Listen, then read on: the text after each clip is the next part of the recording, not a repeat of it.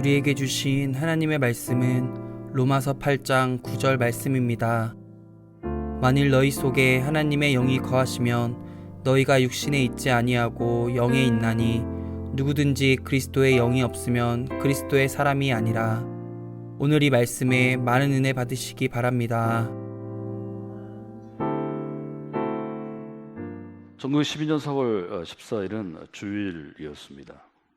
주일 배 한 척이 뉴펀들랜드 섬 남동해역을 시속 22.5노트 우리 킬로미터 법으로 하면 약 41km의 속도로 미끄러지듯 나아가고 있었습니다.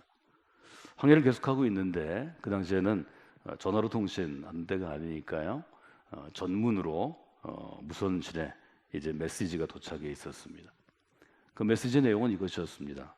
서쪽으로 향했던 증기선들이 북위 42도, 서경 49에서 51도 사이에 빙산과 얼음덩이와 얼음 벌판을 보았다고 지금 보고하고 있음이라는 짤막한 전문이었습니다. 이 전문은 커나드사의 카로니아라는 배의 선장인 바르에게서 온 전문이었습니다. 통신실, 무선실에서 이제 통신사들이 전문을 받았는데요. 이 전문을 무시했습니다. 분명히 배는 얼음덩이고 또 큰 얼음덩이에 부딪히면 침몰하고 마는 것입니다. 물속으로 가라앉는 것입니다.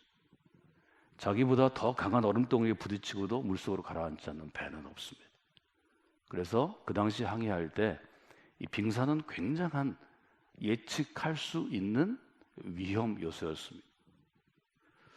어떤 배든지 어떤 기관이든지 예를 들면 정부가 되었든지 우리 같은 교회가 되었든지 어떤 기업이 되었든지 눈에 보이는 위험을 피해가지 않는 것은 어리석은 것입니다. 그것은 무지한 것입니다. 그것은 정말로 이 땅 가운데 살아갈 때 쓸모없는 태도입니다. 뻔히 배가 침몰할 걸 아는데 그리로 달려가는 게 무슨 의미가 있을까요? 그 배의 선장이 왜 있는 걸까요?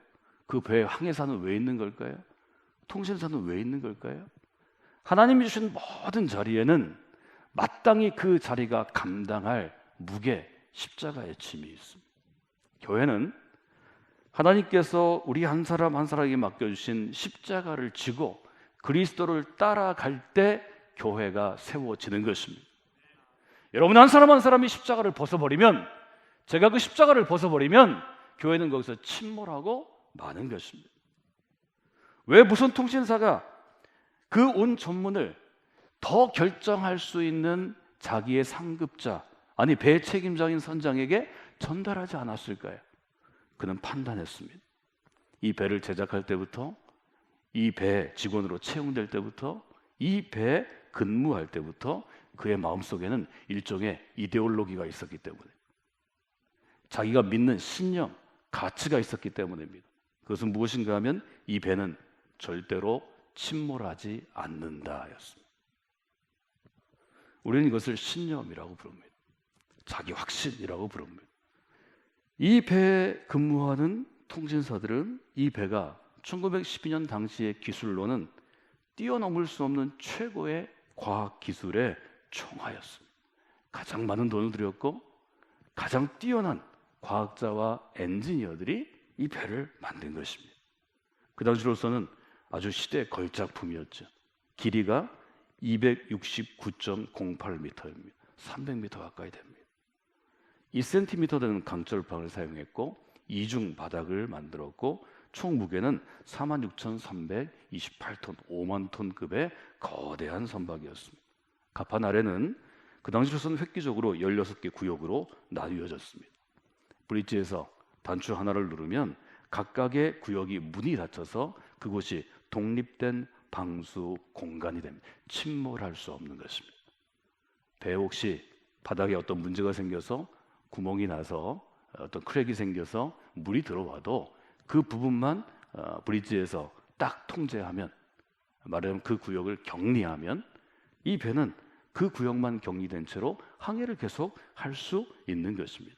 배를 디자인한 설계자와 엔지니어도, 배를 제작한 회사와 사람들도, 배를 소속한 배를 소유한 사람들도 배 승무원도 이 배는 침몰할 수 없는 배였습니다.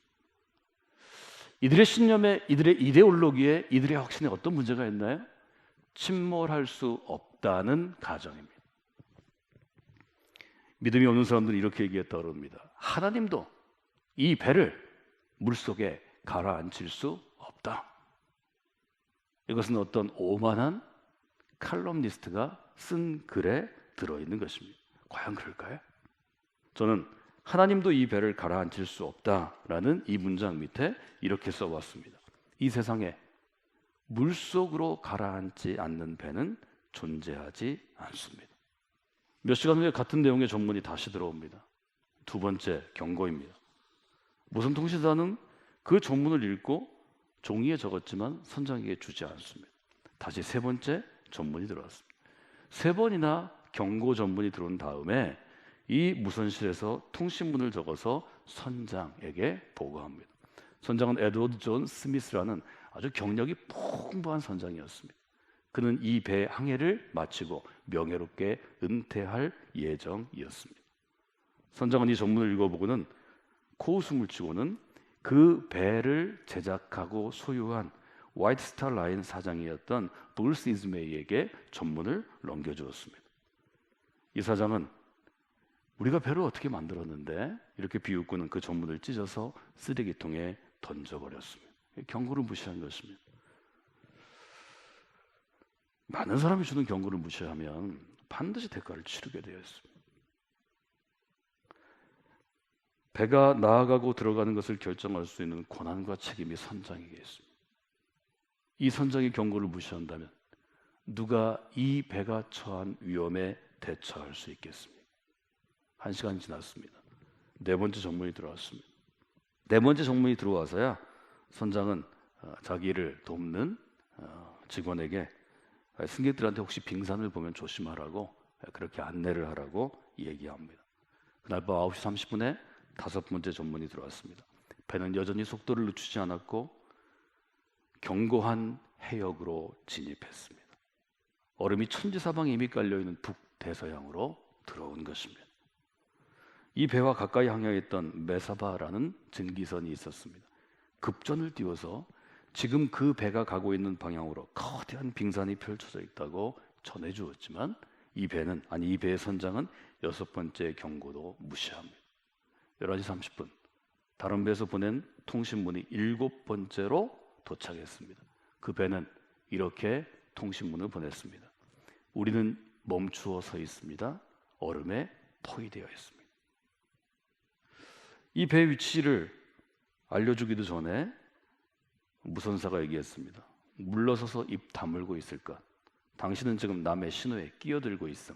나는 지금 레이스곡과 통신 중 귀를 닫은 것입니다.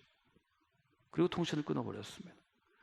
별로 시간이 지나지 않았습니다. 10분도 지나지 않았을 때 이 배 맨 끝에 망대에 있는 파수꾼이 배 앞에 바로 검은 물체가 있는 것을 보게 되었습니다. 거대한 빙산이었습니다.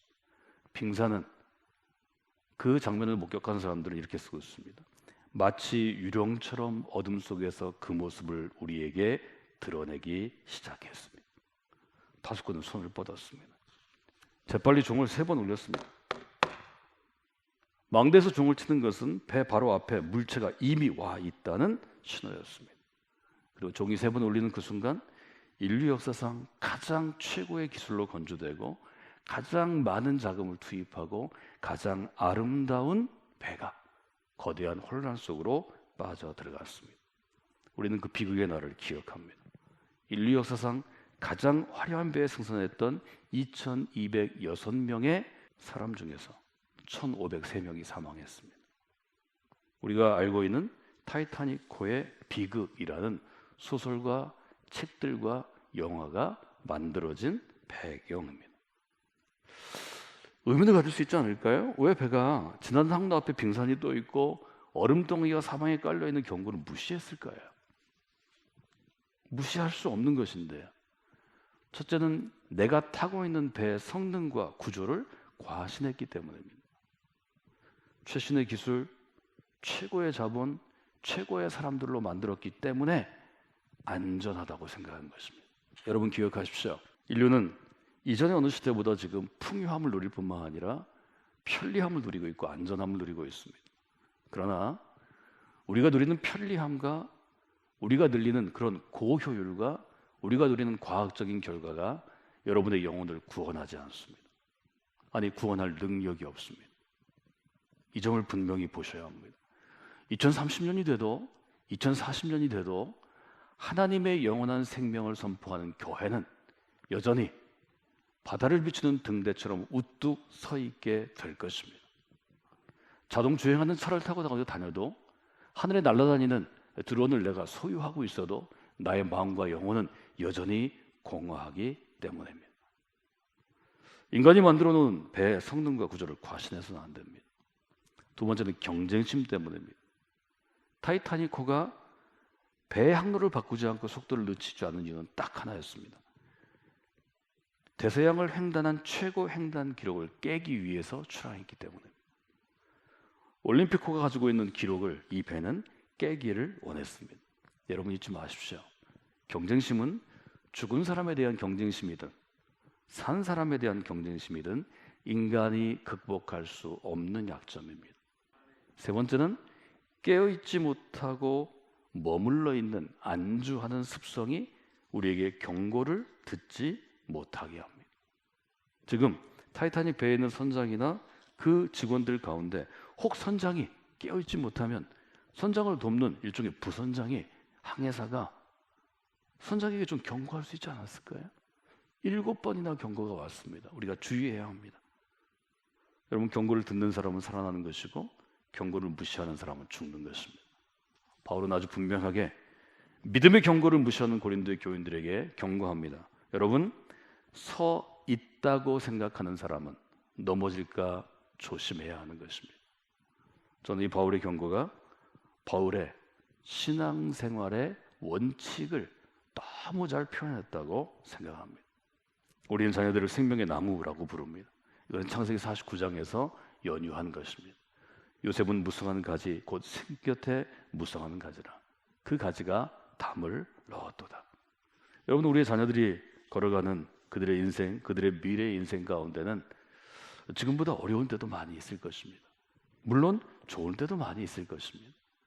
이 아이들이 걸어갈 세상, 이 아이들이 살아갈 세상이 사회적으로, 정치적으로, 경제적으로 또 우리 신앙의 분야에서 어떤 변화가 있을지는 사실 우리는 알 수 없는 일입니다. 하나님은 그것을 우리에게 알려주시지 않습니다. 그때가 되면 이 아이들이 한 사람의 그리스도인으로 우리가 지금 고민하는 것과 똑같이 어떤 상황에 처하든지 믿음의 선택과 결단 앞에 서야 합니다.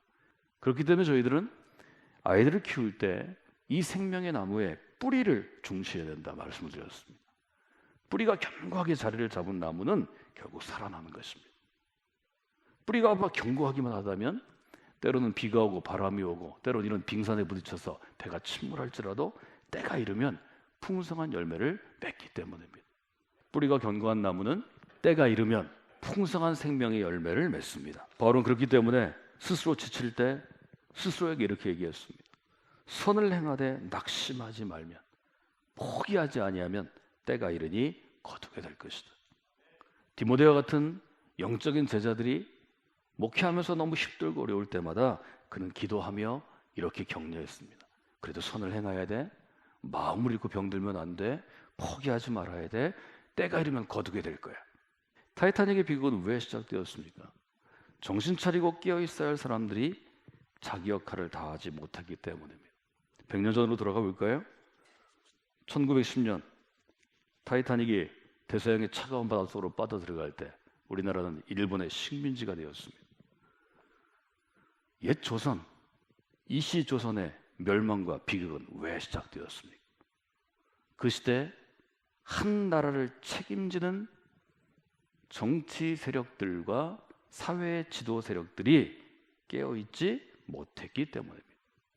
100년 전 세계가 새로운 정치 체계를 갖추고 새로운 산업 체계를 갖추고 새로운 사회 체계를 갖추고 새로운 교육 체계를 갖추고 국가 전체의 시스템을 업그레이드 시켜서 강대국으로 도약할 때 우리나라는 일본의 식민지가 되었습니다. 1910년부터 45년까지 일제 강점기 36년 동안 혹은 만 35년 동안 누가 1945년 이후 해방 이후에 대한민국을 준비했습니다. 정신 차린 그리스도인이었습니다. 월남 이성재는 자라나는 어린 우리의 자녀들에게 이렇게 도전했습니다. 정신이 살아야 나라가 사는 것입니다. 이성재가 가르친 것은 수학이 아니었습니다. 물리나 화학이 아니었습니다. 철학이 아니었습니다. 경제학이 아니었습니다. 경영학이 아니었습니다.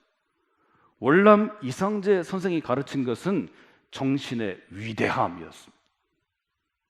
정신은 살아있기만 하면 그 한 사람을 깨우는 것입니다. 정신이 살아있는 한 사람의 그리스도인이 그 도시를 깨우는 것입니다. 정신이 살아있는 그리스도인이 그 시대를 깨우는 것입니다. 이것이 1910년부터 45년까지 나라를 잃고 난 후에 어떻게 이 나라 이 민족을 살릴 수 있을까를 깊이 생각하며 하나님께 무릎 꿇었던 우리의 선조, 우리의 선배 그리스도인들이 했던 일입니다.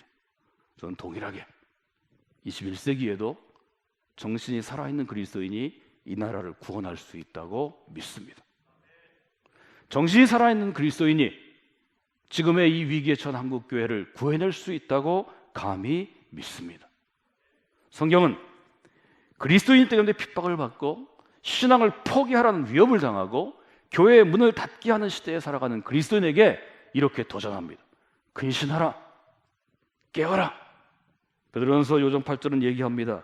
근신하라, 깨어라. 너의 대적 마귀가 울부짖는 사자처럼 두루다니며 삼킬 사람을 찾나니 너희는 믿음을 굳건하게 하여 그를 대적하라. 믿음을 굳건하게 하여 그를 대적하라. 이것이 초기 교회 정부의 핍박과 사회적인 핍박과 같이 살아가는 동시대 시민의 핍박을 받는 초기의 그리스도인에게 주시는 하나님의 말씀입니다. 이 말씀을 기억해야 합니다. 근신하라 깨어라는 우리나라 말로 바꾼다면 어떻게 바꿀 수 있나요? 정신 차려야 합니다. 정신을 차려야 해. 초기의 서신들은 초기의 그리스도인에게 아주 분명하게 도전하는 것입니다. 정신 차려야 해. 지금이 앉아있을 때가 아니야. 지금이 숨어있을 때가 아니야. 지금이 그저 넋놓고 있을 때가 아니야. 지금이 그냥 지나갈 거라고 포기하고 있을 때가 아니야. 정신을 차려야 해. 표준세 번역은 이렇게 번역되어 있습니다. 정신을 차리고 깨어 있어야 합니다. 우리는 누구입니까? 그리스도입니다. 그리스도는 어떤 사람입니까? 로마서 8장은 이렇게 이야기합니다.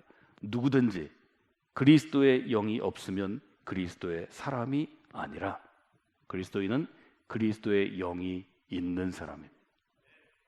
그리스도의 영이 있다는 것을 월남 이상제나 20세기 초 일제강점기에 이 시대에 잠자고 있는 어린아이들과 청소년과 청년들의 영혼을 깨운 우리 믿음의 선진되는 그리스도인의 표현으로 한다면 그것은 그리스도의 정신이 살아있는 것입니다. 여러분, 그리스도인은 그리스도의 정신이 살아있는 사람입니다. 여러분, 우리가 그리스도의 정신이 살아있는 사람으로 살아가야 하겠습니다. 우리 자녀들이 그리스도의 정신이 살아있는 사람으로 살아가도록 우리가 도전해야 하고 우리가 양육해야 하고 우리가 훈련해야 하겠습니다. 우리가 당하는 이 어려움과 핍박과 고난과 피맺힘과 억울함이 우리의 정신을 깨워서 이 땅에 그리스도의 정신이 살아있는 우리의 자녀 세대, 우리의 미래를 가꾸어가는 하나님의 채찍이 되기를 원합니다. 하나님이 우리를 이끄시는 양들을 찔렀던 지팡이가 되기를 원합니다. 여러분, 우리 교회는 그 하나님의 채찍질과 지팡이 앞에 깨어서 근신하여 그 임무를 감당하는 교회가 되어야 하겠습니다. 그래야 우리 인생이 더 가치 있지 않을까요? 우리의 헌신이 하나님을 향한 또 그리스도로 살아가고자 하는 교회를 좀 이루고자 하는 우리의 이 애씀과 노고가 더 아름답게 열매맺지 않겠어요? 여러분, 이 한 주간 이 로마서 8장과 이 베드로 전서의 말씀을 붙잡고 기도하시기를 원합니다. 성경이 여러분에게 말할 것입니다. 하나님의 음성을 들려주실 것입니다. 성경이 말을 걸어올 때 그 말씀의 도전 앞에 응답하는 여러분이 되시기를 주님의 이름으로 축원합니다.